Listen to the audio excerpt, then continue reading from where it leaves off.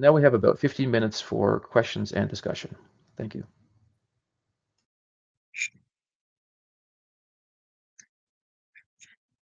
Thanks, everyone. If we could have the panelists come up now and just jump in here. Some questions around native grasses and seeding. Longer term performance, do we have more knowledge on that? And so probably both Alan and Pierre will have something to say about that. Yeah, I mean, we had up to 5 years of post-construction monitoring data for some species. It depends on the species.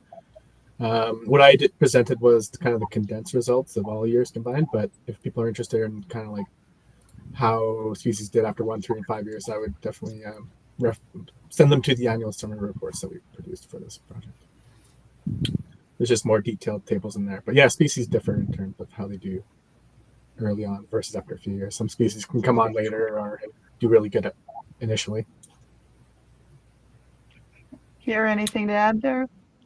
Yeah, I could add a comment to what Alan mentioned earlier. One very important aspect of herbaceous seeding is the application rate.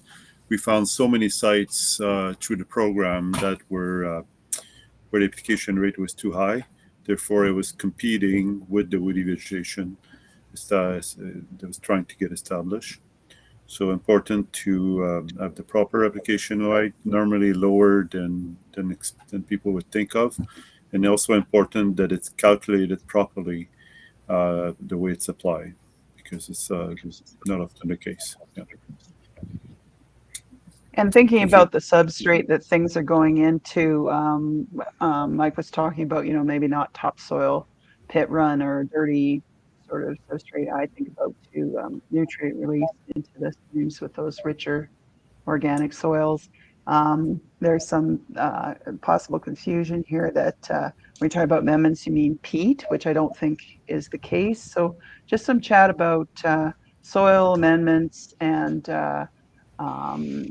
then maybe getting into the role of matting products or leaf litter or things other than hydromulch has been brought up.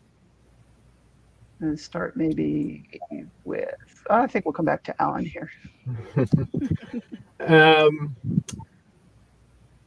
Generally, I would just say that adding nutrients tends, in terms of like grasses, tends to favor non-native species versus native species. Native species are very highly adapted to low nutrients. So in terms of adding mulch, could help with moisture retention.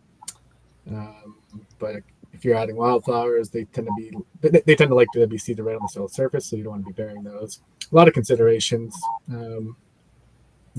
Pierre, Mike. Yeah, well, for seeding, what we experience with not so much to the EDEP or RMP, but the ectomycorrhiza, the adding of mycorrhiza sometimes helps. But one thing that we seemed to found that was working well was the application under the matting, as you mentioned earlier, Alan. We found on a few specific sites where it was under the cocoa matting, it was creating this retaining moisture from the dew and stuff and irrigation, and we were getting a better germination. I can address the soil amendment as a general, if you want that for in terms of shrub. It was developed some 25 years ago. I've developed it with agronomists and different chemists, and we basically try to address. It's composed of an organic fertilizer, a endoectomycorrhiza, a peat or a compost, and a humic acid. And basically, it's feeding the organic fertilizer is feeding the plant. The mulch or the compost or the peat is holding the moisture for the plant. The mycorrhiza is creating this symbiotic ecosystem, this symbiotic relationship between the plant and the fungus. And then the humic acid, which is basically was harvested actually in southern Alberta in the Badlands, It's increasing the cation exchange between the element and the soil, which makes your soil really biologically active. So overall, we've noted that where it was used, it just helps establish the initial establishment of plants. And we saw very good results, very big difference with no application versus some application. And when you look at the overall cost of a project, it's so minimal in the big picture that it's really worth using. That's our conclusion. Great. So we're fortunate in the Alberta market to have native sod available to us as an option. Didn't really hear about that. Do we have any results with that? Correct me if I'm wrong, but I don't think we had any sites that had native sod installed, unfortunately. Yeah. So I'd asked Nathan Gill here. He was going to be on the call, but I don't see him here to speak to those products. But so we'll have to go past that one. But we know that that is something that's in play here. Oh, is Nathan around? Yes. Oh, hang on. I think he is here. We'll get him to come on up.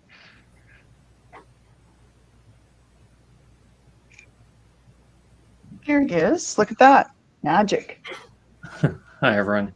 Yeah, our Nature's Turf wasn't a part of any of these trials that Mike reviewed here, but has been used on many City of Calgary projects and recently on a DFO offset at Nose Creek and Bow River in a riparian setting did really well, establishing many of the grasses that Alan showed didn't establish well through seed, like June grass and tufted hairgrass. Great. Yeah, definitely potential in that technique, I think. Okay, and something about the photodegradable products, timelines for degradation in Alberta. They've heard you can add 10 or more years to how fast they say, very slow to break down here.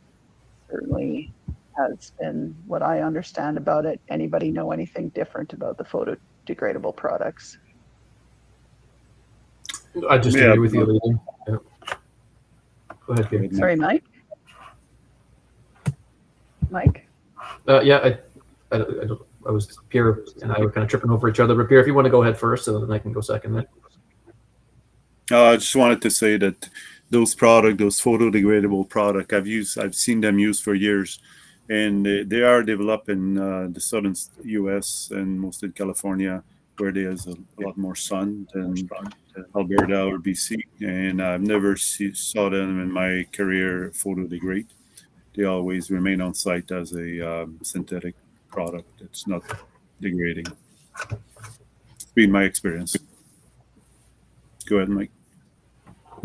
Yeah, I think I just echo that in that they do reduce the strength does reduce over time, but the product doesn't really break down and go away as you're led to believe. So we're really, I would say, recommending using matting that's tied together with cotton or a cotton mesh or something like that versus any kind of the synthetic, quote unquote, photodegradable techniques or photodegradable products. Because as Pierre says, they just don't seem to break down in the way that we would want them to.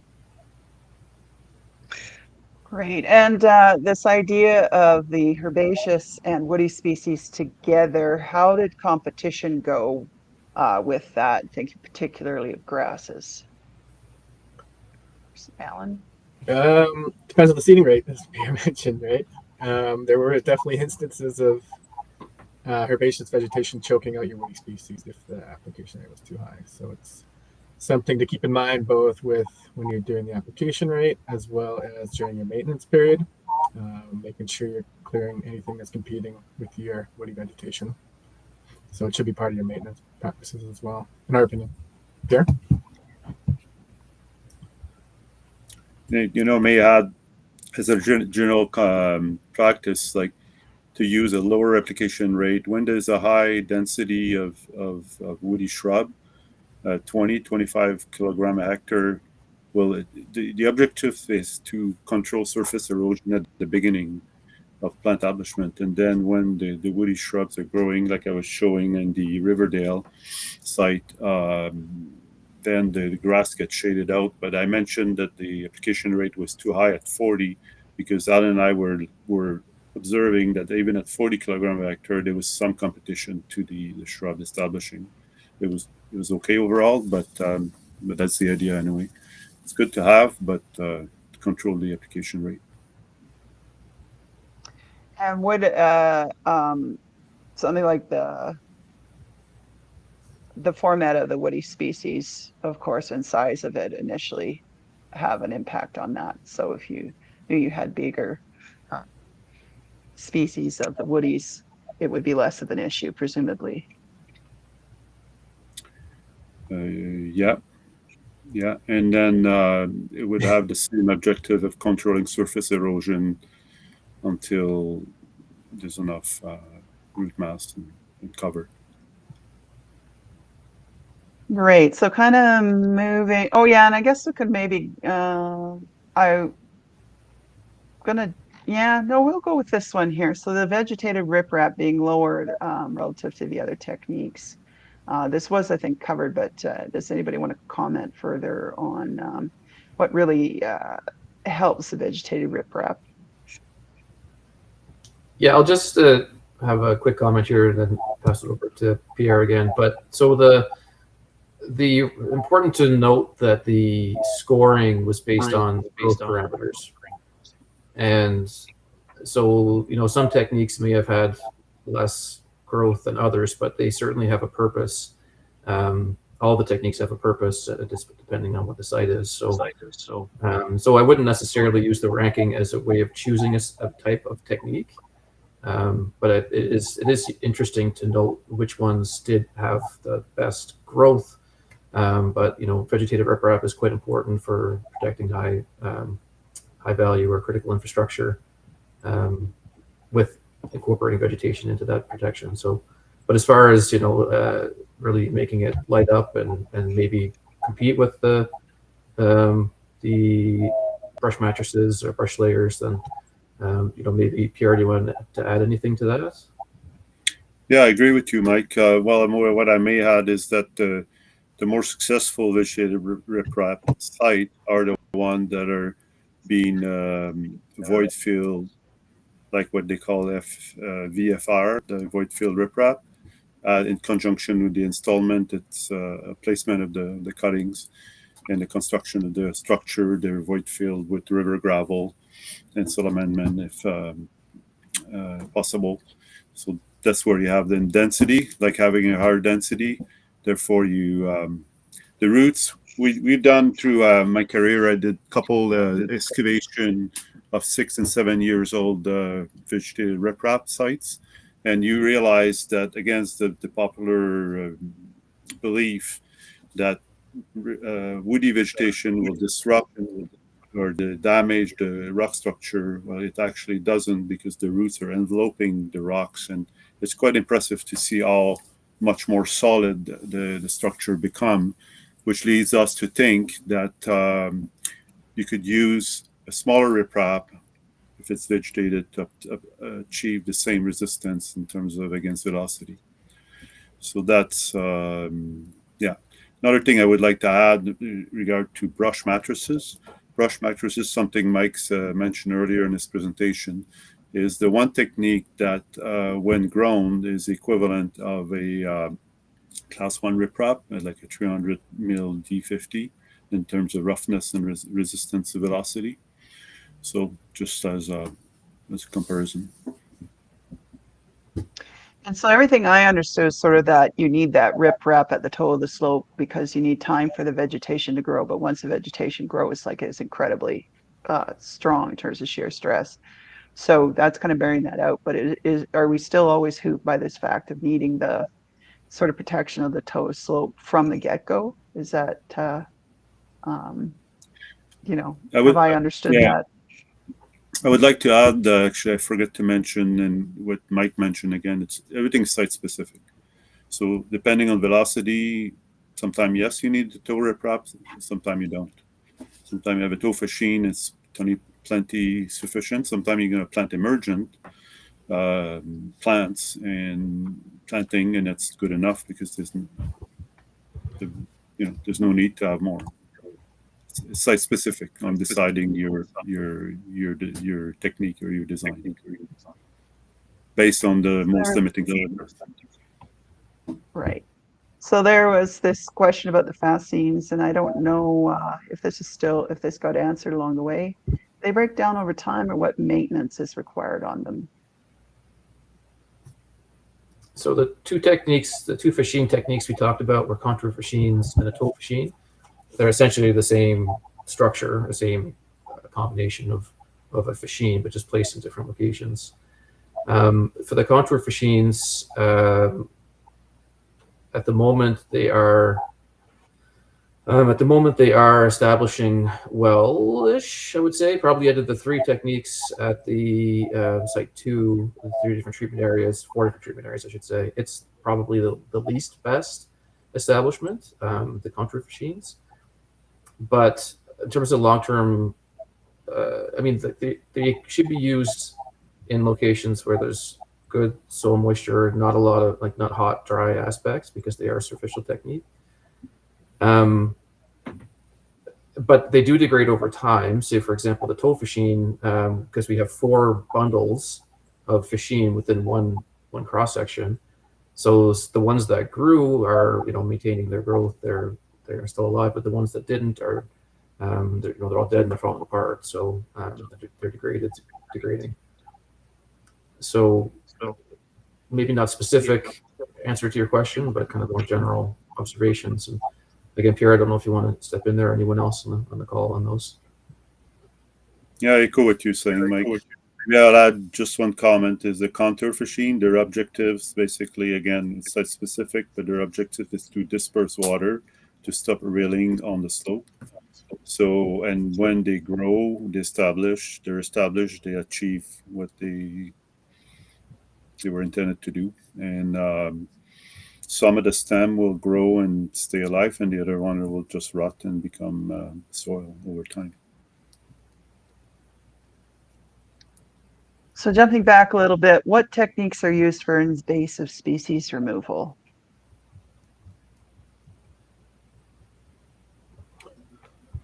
Alan, do you want to speak to that one? What techniques are used by contractors, or what we're recommending? Yeah, I guess so. Yeah, like you're talking about the need for maintenance, but then it's like, well, yeah. So what do you actually? You're within the area where probably herbicides are sort of unrestricted use. So how are things done? Well, depends on how big the site is, I guess. Hand methods are definitely an option. Hand pulling, and what we tried to focus on was trying to leave the herbaceous vegetation as much as possible and just clearing it around the plantings. But obviously there are legislative requirements to tackle your noxious weeds, and that'll depend, how close to the water you are. I think there's a couple of methods, as you said, Alan. There's the hand pulling, which is probably the for species that are rhizomatous or whatever. Like you actually do need to get the root system out, right? So you do have to hand pull them. But there are some you can also mow, I believe, and maybe someone else wants to speak to that more. So then that's kind of the limit of my knowledge. I mean, there's a few other ones, a few really tough ones. They're not invasive, but they're just nuisance, like the Greek canary grass and others that just trying to get rid of those is a real pain. But I don't know, Pierre, I'm sure you've pulled up a few invasive weeds as a contractor over the years. What have you done?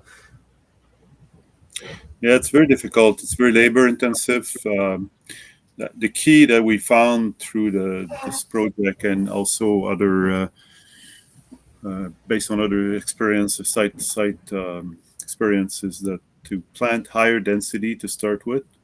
So you shade the invasive species or the invasive that are herbaceous. It seems to be the way to go. Otherwise, it's to have it 3 times a year, spring, summer, and fall, right off the get-go, and then pull them out and pull the roots out and try to be on top of it so they don't establish. One of the problems sometimes with using topsoil is that you move in, you bring in the seed bank, and it's very difficult to get rid of everything that's coming with it, including agronomic like alfalfa, clover. In Alberta, it's quite common. The topsoil comes from a farmer's field or something, a development or something, and it's infested with weed or with agronomic species. Yeah, there's no. I don't think there's one solution, but one of the things, like as Mike mentioned earlier, is to not use the weed whacker for one thing, and use a handheld tool and go from the plant out and just But yeah, that's my comment. So in the interest of time, I think we'll go another 4 minutes or so. And I want to give you a chance to provide your concluding comments, which might be favorite techniques, future of the practice, anything you want to comment on. But I will just say about this rodent damage question, do you consider it damage if the willows continue to sprout after this type of browsing? Or is that just proliferation, really, in disguise?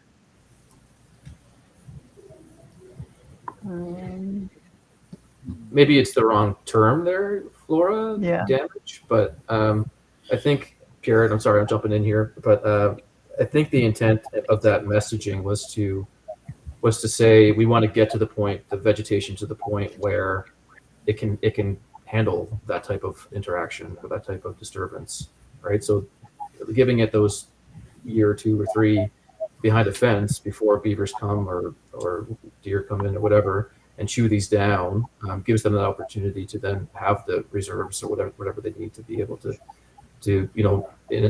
follow the natural processes, which is totally natural to have beavers come and chew down these things and have them spread out and push up and everything. But so maybe it's just the wrong term, but essentially that's the intent, is to make sure that we get to the point where we open the fence, beavers come and chew it all down, and then it goes right back again.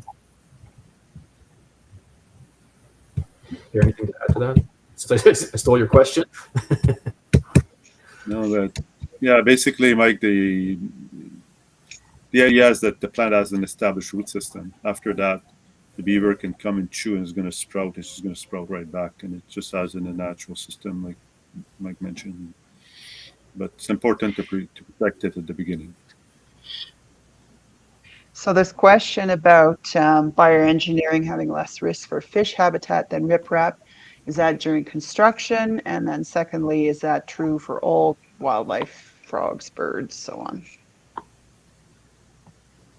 Actually, I wouldn't say that during construction would be the same or less risk, because often the construction processes are similar between bioengineering and conventional riprap approach.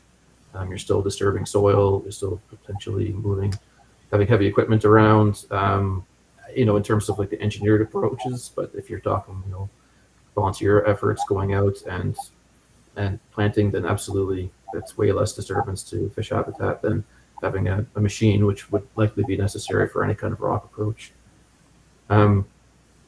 Unfortunately, Alida, you moved the question, so I don't remember what killed the question.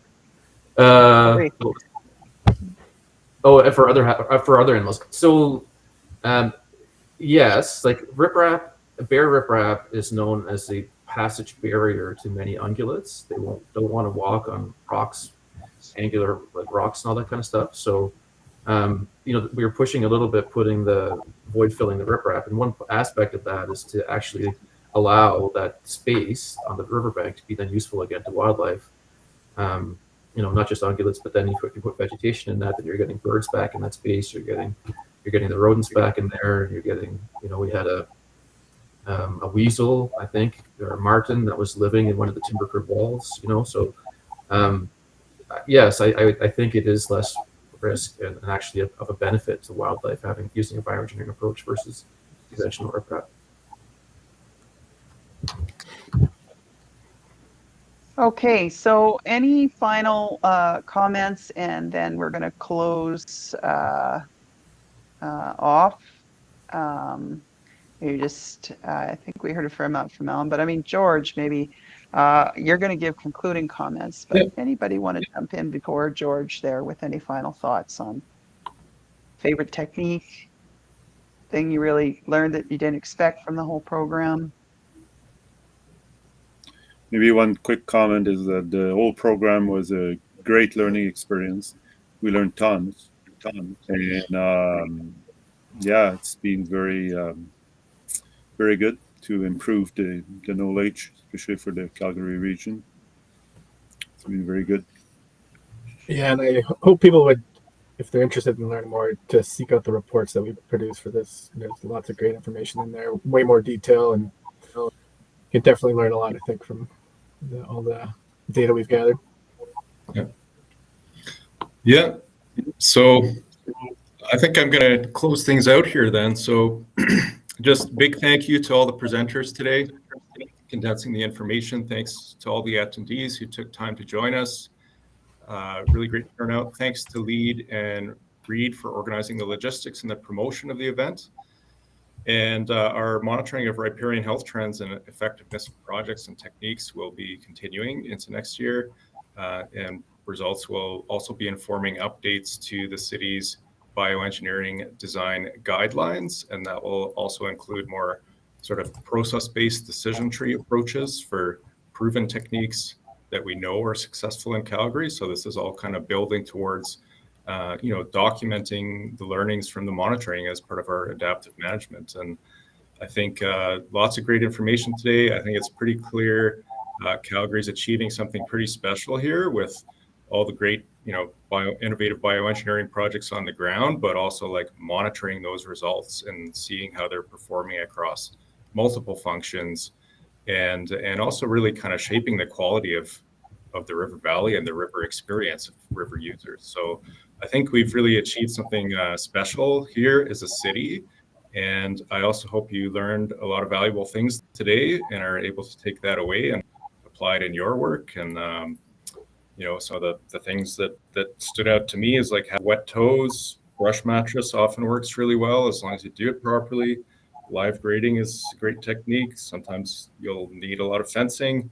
Decompact the soils. Sandbar willow does really well.